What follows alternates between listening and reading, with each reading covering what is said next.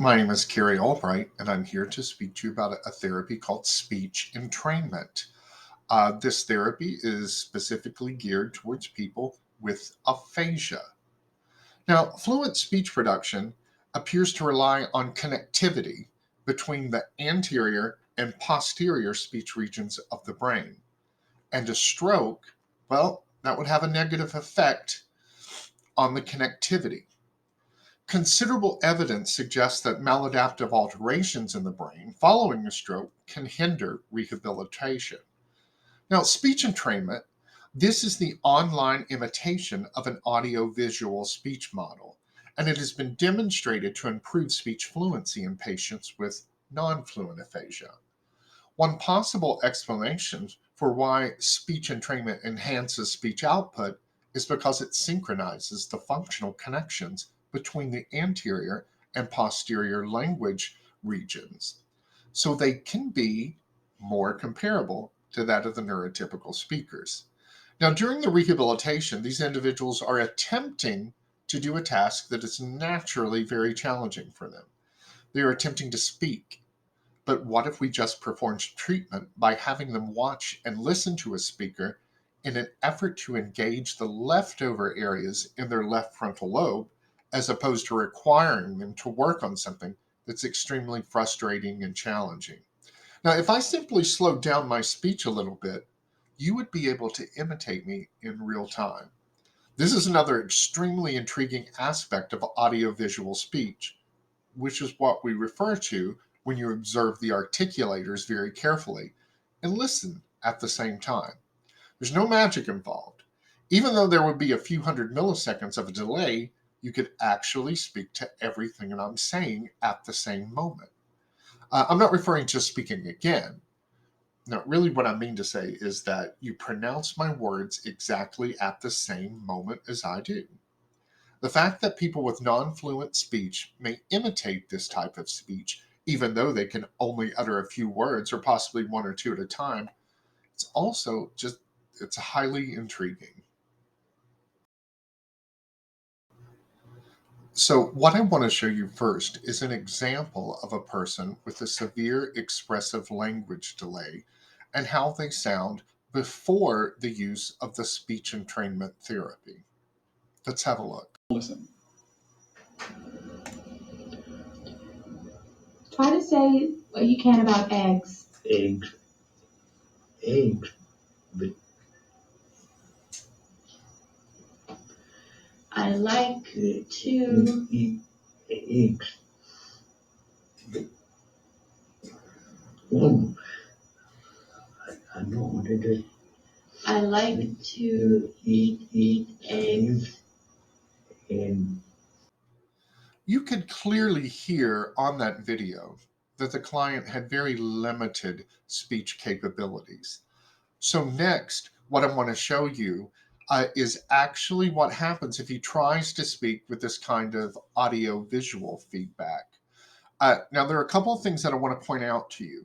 What he's looking down at here is an iPhone, and there is an iPhone on the table, and what he sees on that iPhone is what we call the audio-visual speech model.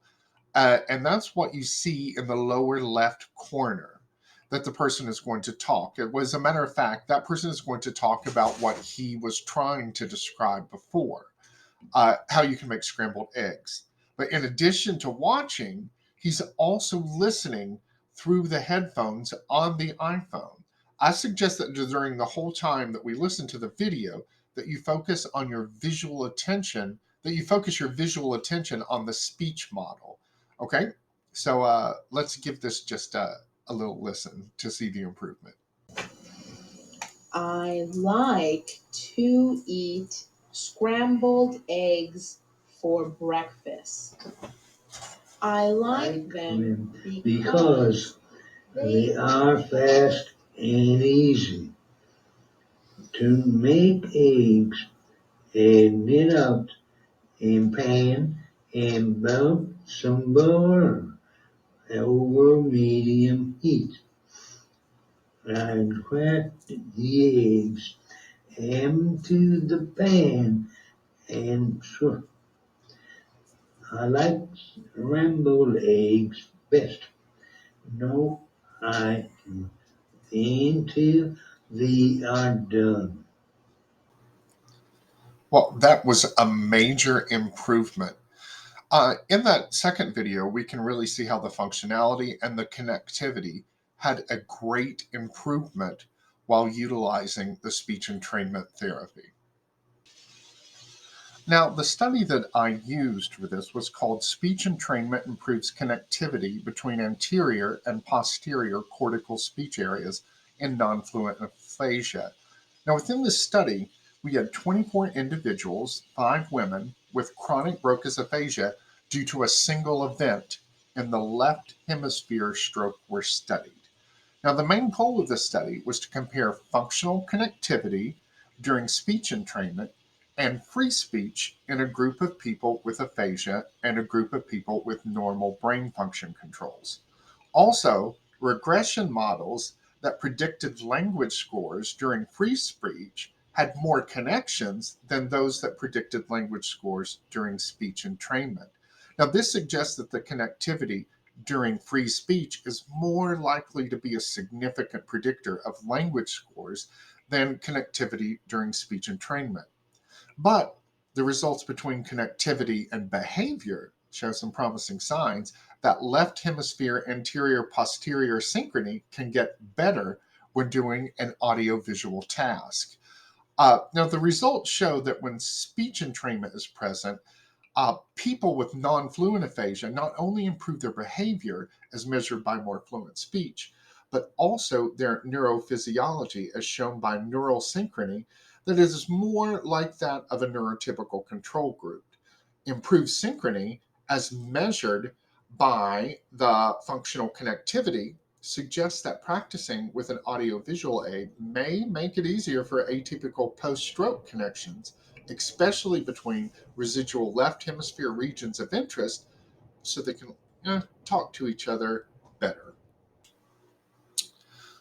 One of the things that I would give my opinion on when evaluating this specific study is having the benefit of working with an aphasia client.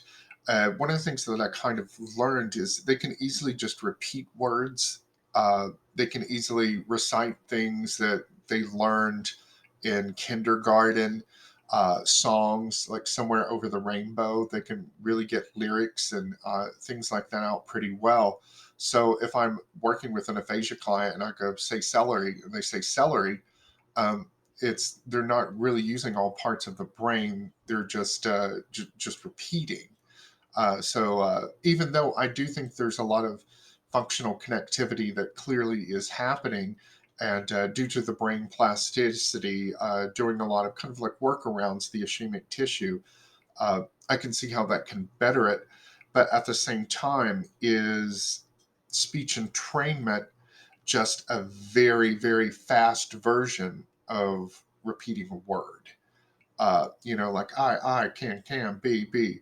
So even though I think this study is very promising, and I think that it is something that they can go forward with, I do think that there's a lot more studies that need to be done on it, especially with neuroimaging. And that's it. So thanks for coming to my talk. Bye.